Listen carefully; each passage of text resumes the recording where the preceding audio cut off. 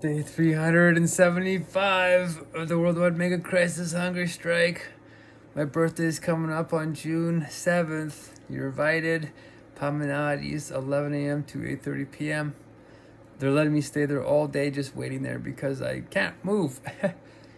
And I'm promoting them all day, inviting people to come for supper, where we're trying to get 108 people to do acts of kindness, and then I can join you. Yeah, it's part of the hunger strike criterion a little bit, but if we don't meet it, I have two backup plans.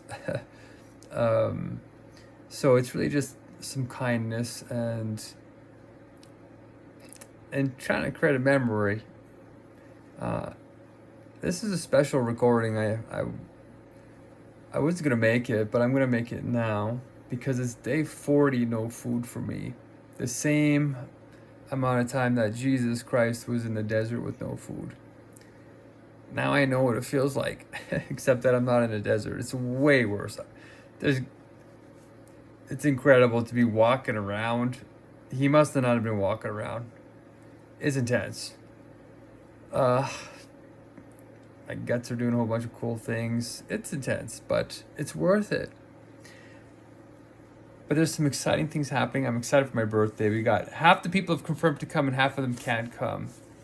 And we got some activists looking into getting all these vegan protesters coming to the hunger strike, or not to the hunger strike, to the birthday. But they're not really coming to the protest because it's already a vegan place. It's just they're giving us the back room to enjoy some food and talk about things. So we got that crew coming, which is good. And I want to say something about what this 40 days sort of means and how my story is aligning with biblical stories and spiritual stories and almost any hero's journey ever.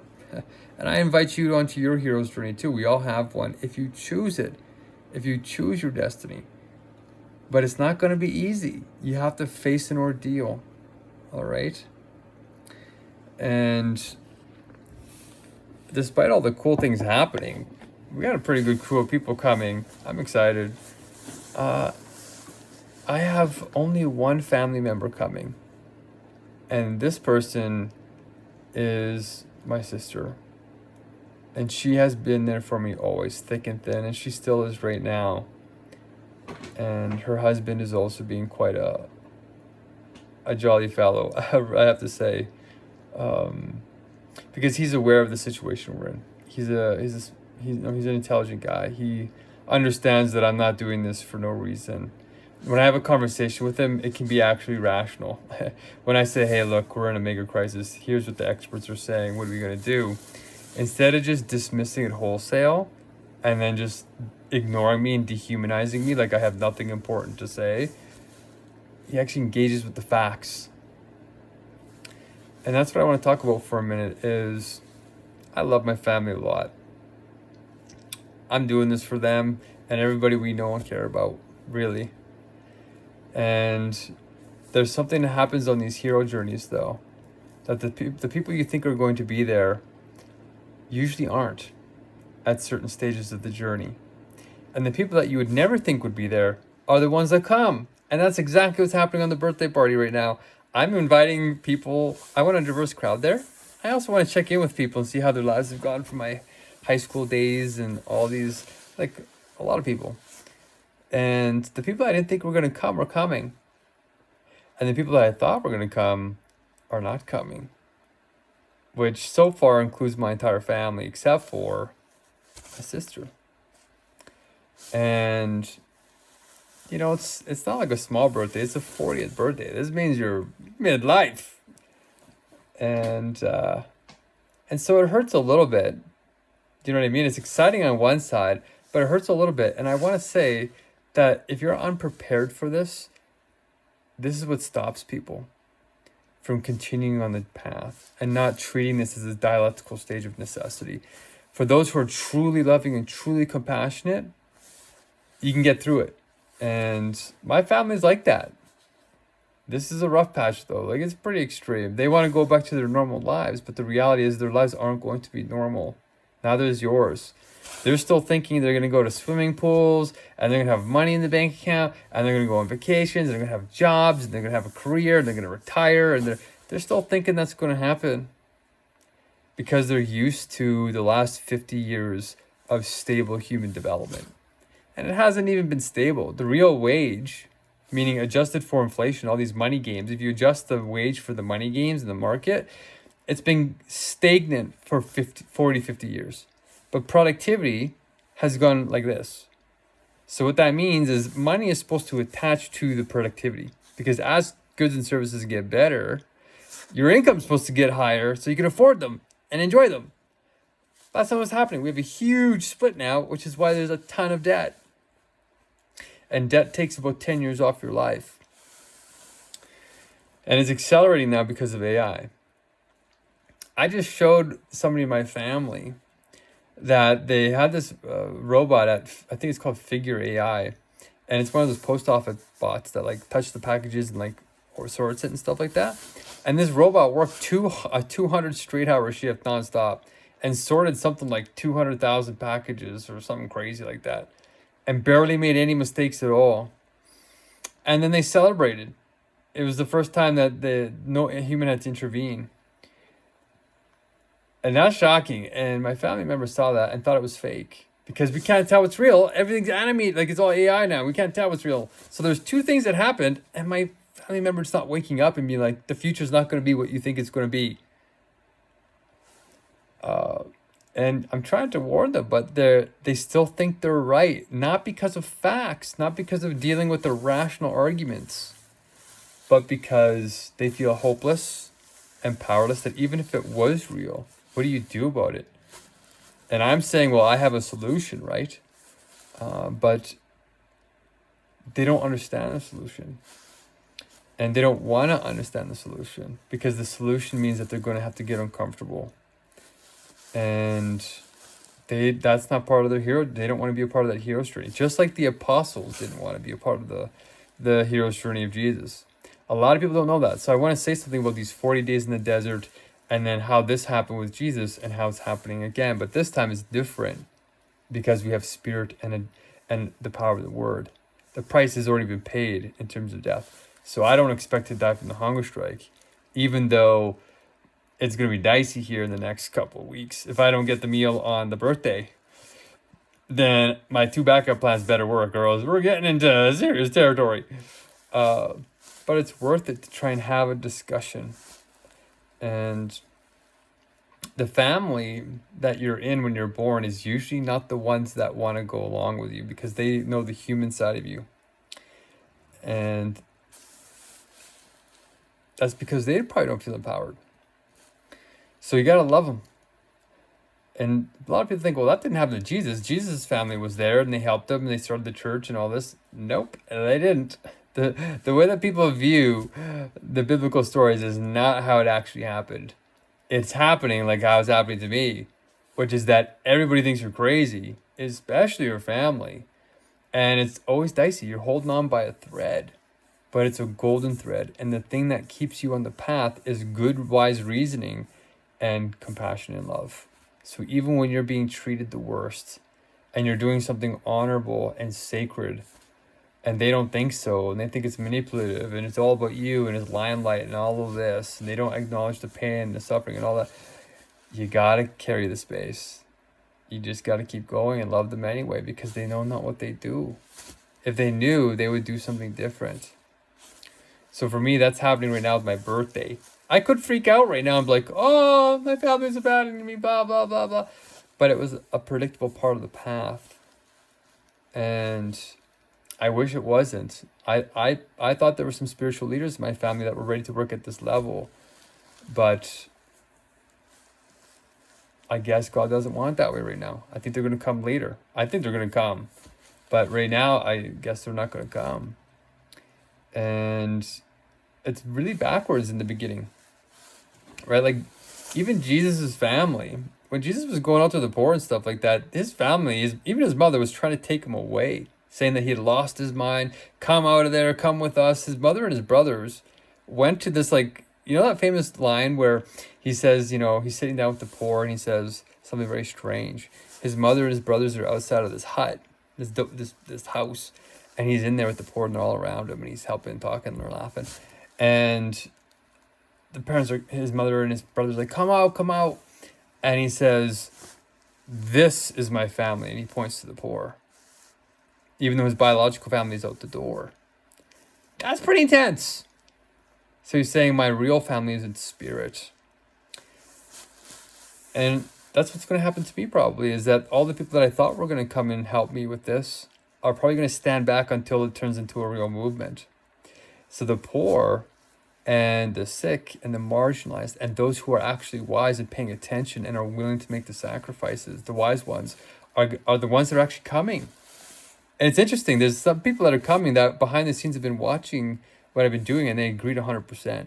They just can't speak about it publicly because they know they're going to get destroyed because our culture is really toxic, lost. And we got something like 3,000 people in impoverished nations all around the world, Pakistan, India, well, not so much India anymore, but lots of Indians, East Indians, and also Nigeria and Kenya and Uganda and all over the place. And they're the ones rising up and wanting to do this because they understand the suffering. They know that there's something toxic about the way we're living, but the people in the middle class are the ones that are comfortable and they're holding on, even though it's destroying the planet. We poisoned every fresh water source on Earth. We have a mental health crisis where our relationships feel fake, external. All these types of things are happening, and yet everything looks fine around us. Like I said yesterday, it's hard to know what's real. Like, it's hard to know. Is the guy in the beard really saying the truth that we are in an emergency, like a mega crisis? Or is he just making that up to manipulate me because he wants something? And it's hard to tell in the beginning if you don't have wisdom to know the facts. But if you go and study the experts in AI, CRISPR, World War III diplomacy, climate, and mental health, as well as global cultural decline, those people are all saying that we are not heading in the right direction. The doomsday clock, which is a real thing, that has 13 Nobel Prize winners and a whole bunch of people on it. Not that credentials means you're an expert, but it means that these people have lived these lives. They've lived in these places and they've lived in these ways.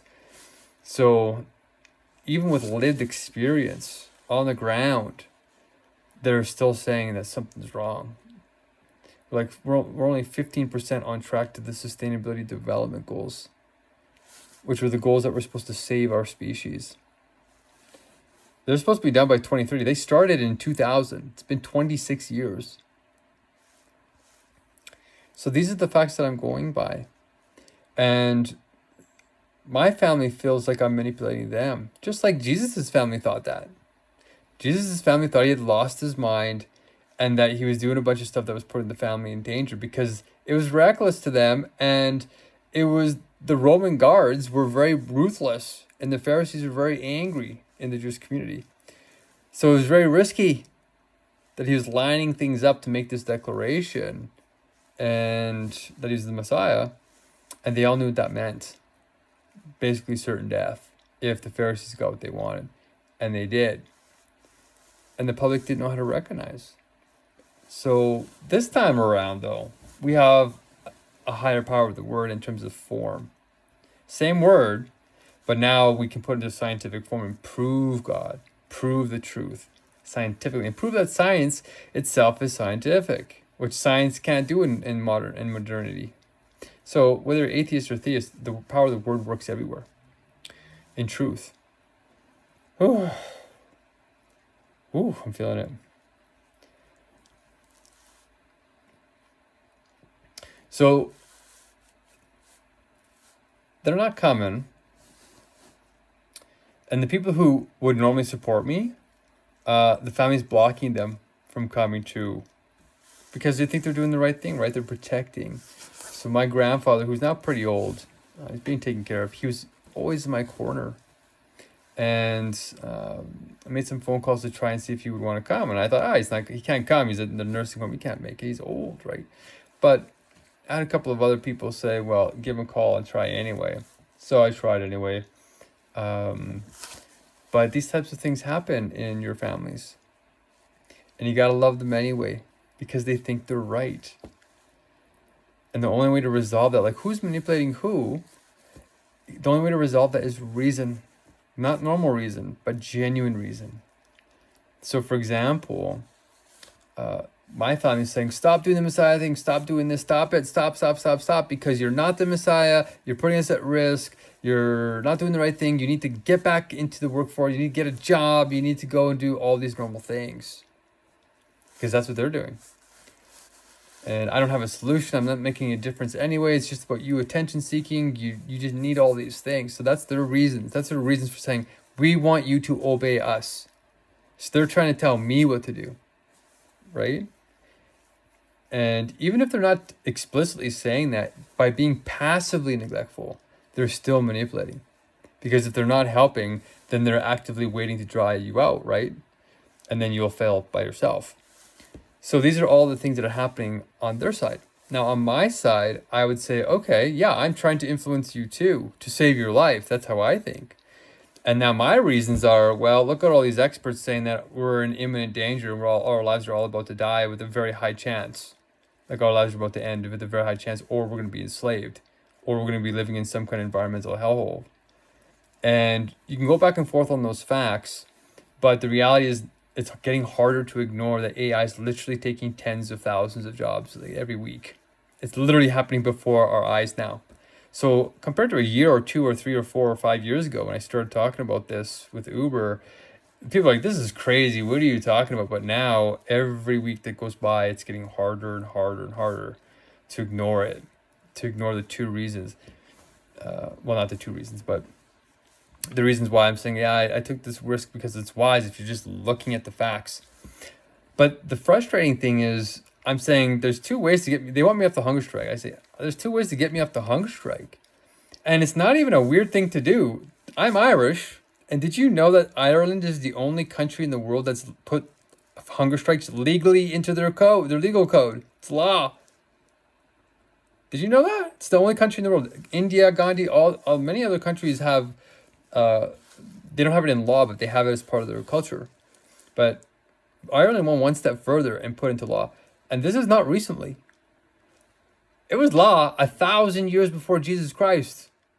Ireland has had hunger strikes as an honorable way to show your dignity to somebody who's wronged you.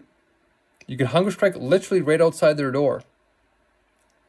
And it's legal for thousands of years. It's in my DNA. It's in my heritage. So if you're berating me on my hunger strikes, you're critiquing a whole country and thousands of years of honor. And it's not easy to do a hunger strike. If you think it's easy to do a hunger strike for 40 days, stop putting food in your mouth and see how long you last. Okay? So be respectful. This is not just me doing this is something very serious. And that's how I'd like to treat you. But the reasoning is important. And it's frustrating because I said, if you want me up the hunger strike, don't attack me in all these ad hominem character attack ways. It's never going to work because I'm not motivated by that limelight. I'm not motivated by any of those things. I don't need a bunch of validation to make myself feel sacred or holy or worthy. I've already done that work internally. I've already healed all those fragments. I know who I am. I've done that work. You need to address 2 sentences. And I call them the PIS sentences. P-I-S, PIS, which means perpetually ignored sentences. Meaning that the root thing to get me up the hunger strike is so simple. 2 sentences. And every single person is ignoring them.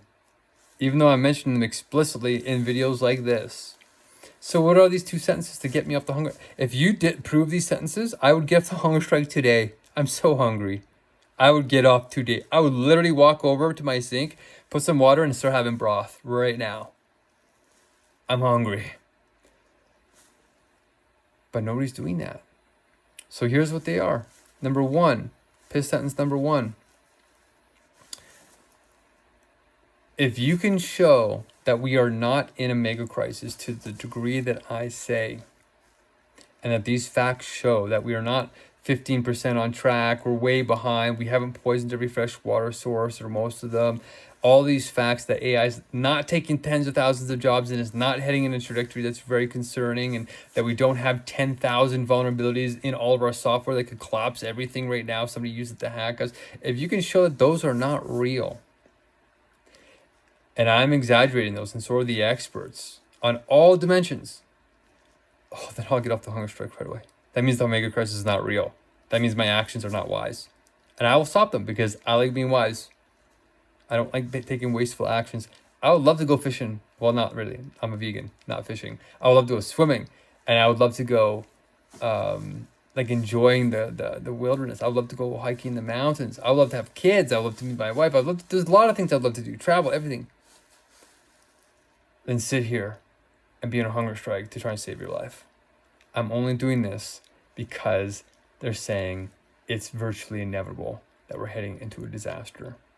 And it's not getting better. It's not like it's bad and we're trending towards the better. It's bad and we're trending towards the worst case scenario. Okay? That's number one. Do that, and I would love that. Please do that. I would love that. Please don't ignore that sentence. I would love that. Number two is, if you can't do the first one, the second sentence is a backup. You get a second chance. If you agree, okay, Megacrisis is bad, but you have a better solution than hunger strikes and the rest of my strategy, and it's a realistic strategy, and you can show it has a better chance of success than mine, I will do your strategy. But hunger strikes are very unique. They fulfill a very unique role. Okay? Those two things, the piss sentences, don't ignore them. It's the only way to get me off the hunger strike. Okay? It's the only way.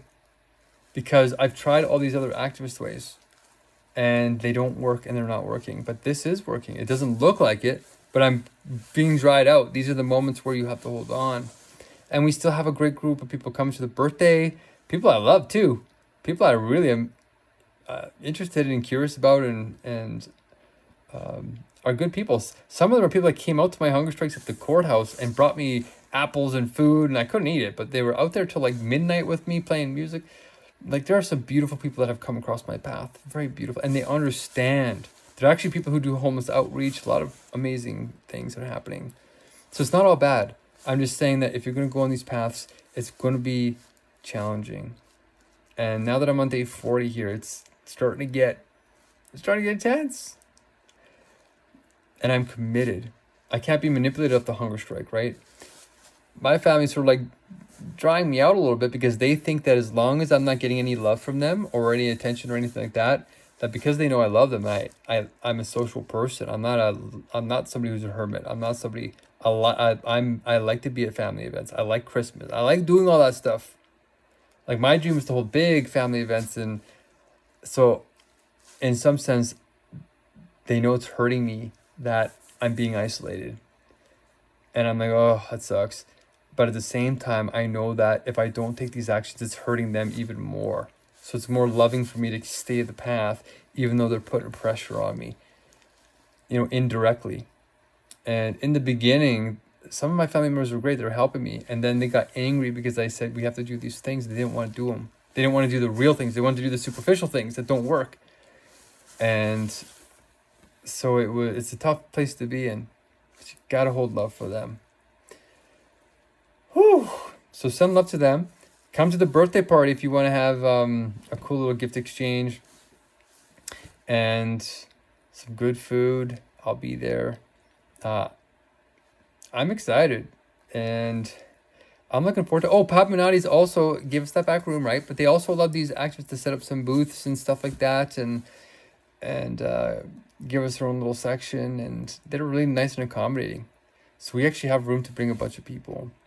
So you are welcome to come, and we can have a discussion if you want about the two PIS sentences. We can talk about the PIS sentences, and I would love to see if somebody could, as a birthday gift, try and answer them. That would be great. That would be the ultimate birthday gift. Is just to answer those questions and do it so that it's to my standard of believability, right? I have a pretty high standard of reason. That's why I'm doing this. I wouldn't be doing this if there was not a very good set of reasons. But attacking my character, attacking my heritage, attacking all these peripheral things that don't actually save lives, it's never going to work. Okay, not because I'm impervious to it. I know my blind spots. I know I've already done all that work. It's just that it's manipulative. That's actual manipulation, right? Because you're trying to control me for your benefit when you're not thinking about the greater good. And if you are thinking, you're thinking about the greater good, you got to show it. And that means you can't be participating in the normal culture that's not healing anything. Whereas if you have a good reason to go on a hunger strike to save lives, and it's justified and grounded in facts and all these things like I am, then that's influencing people to be rational and wise and not going in this delusional path of out of control selfishness.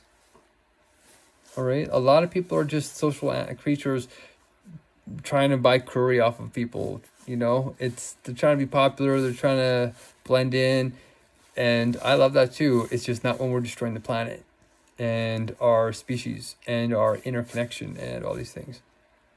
All right. I can't believe this is what Jesus felt like. Like, I got a little mild headache here. I'm doing somewhat okay because I'm sitting here in my sleeping bag and I have my posture, so I'm burning like hardly any calories. And I'm coding the software right now for God's government or the scientific governments. Oh, my chest is burning. So I wanted to give a little update that if you're going through a hard time, it's okay. You're not alone. Hold the seat of compassion. Even though you want to get mad or you want to blame somebody else or it's the system we're in. Other people are doing the best that they can. They really do think they're doing the best that they can. They really do think that they're right a lot of the time. And my family's not foolish. There's a lot of, where do you think I got a lot of my character from? I got it from all my role models, my family, and the people around me. They're good people. It's just that we are in an extreme situation. It is extreme. Like, truth is stranger than fiction. And I studied human psychology, so I knew what was going to happen to us about 5 years ago, that people aren't going to be able to tell reality, and it's going to cause psychosis. And then people really can't reason. And then it's out of control. So we need to take action before that happens. And it's happening. Psychosis is already increasing with AI use, as we've seen from the reports. So if you understand the reason, if you understand the facts of what I'm saying and can ignore the external appearance, usually the truth looks false to false consciousness, right? And the falsity looks true. It's backwards. We're in an inverted world at first. So that's what's going to happen to me or anybody is when you come in with the actual truth, the old one will invert you. And you have to be wise about that and stay loving. So if you want to come and make up for my family not being there, I would really like that. And we can send a bunch of loving messages to them. I still want to plan beautiful birthday parties for them. And if there's some way you think I can communicate this rational and loving message to them where they'll understand it, I'm open to that too. There's a lot of double binds, but these recordings are like half an hour. I think I'm making long ones because my subconscious, like, you're going to not be able to talk very soon. You know, like, it'll take me another 2 weeks to get the meals if the birthday doesn't work out. So I'm bracing myself for like 60 days no food, which is starting to get up there. But I'm doing better than I thought. So, and you know what? I think I was being poisoned. Like, I think my drains all dried out and I was getting some toxins in here. And that's helped a lot. That means all my first hunger strikes, I was like getting attacked. Like, I was breathing in bad chemicals, you know? So anyway, we're making progress. And, you know, when people find out about how I've been treated, they're going to want to protect me in the movement because it is growing. It is exciting. There are people that are excited. Like I said, I still have to contact like 3,000 people who want to join this. And I'm actually saving those contacts in case my family doesn't come and this doesn't work out. And I do just get to hang out with my friends and have some good convo. That's still beautiful. It's still a nice birthday. Some people don't have anybody coming to their birthdays. And we need to go and help those people and create family for them. All right. But I got the poor. It was always kind of going to come down to the poor. I always felt connected to the poor and the marginalized and the sick. And they're coming through. because they can see clearly a lot of the time, not in terms of other academic things, but when it comes to like what reality is like, there's not as many delusions, except when it comes to superstitions. There's a lot of superstitions because they don't have access to other opportunities. And yeah, so wish me luck. I wish you will come. I hope to have some fun because I'm doing all the serious stuff all the time, right? So this will be like a little humanizing moment for me, and maybe I'll meet some new people. So I did have some really bright things. Some of my old friends did come and say they wanted to help, so that was really beautiful. It's not all bad. I'm just saying it's the hero's journey, and if you're on one, I know exactly what you're going through. So I support you. Hold the line. We're going to change this world and bring the one that we want. Kingdom come, heaven on earth. And if you're atheist, the genuinely rational, wise, ideal governance model. I showed it to some people today and they loved it. So tomorrow we might get some investments that will speed it up even more. And then we're going to come and save some lives. We'll even save your life. So, all right. Send some blessings, send some love. Stay strong. And as always, keep sublating, especially on my birthday, June 7th. What time? 11 a.m. to 8:30 p.m. Bring some friends for dinner. It's great food. It's at Pamanati's, the premier gourmet vegan, Thai, Vietnamese, delicious restaurant. Beautiful people there. They're trying to accommodate us. Downtown Edmonton. And if you want, I might have some people coming that can give you a ride even. We'll try and make it easy. And if you want to come and help me make it easy for other people to come, or even pick up the people who are low income, we might be able to work a miracle. And if you want to do that, contact the people you know are loving like that and understand what's happening to our species, and they want to do something about it. And we'll have a good time. Okay, keep sublating. Peace.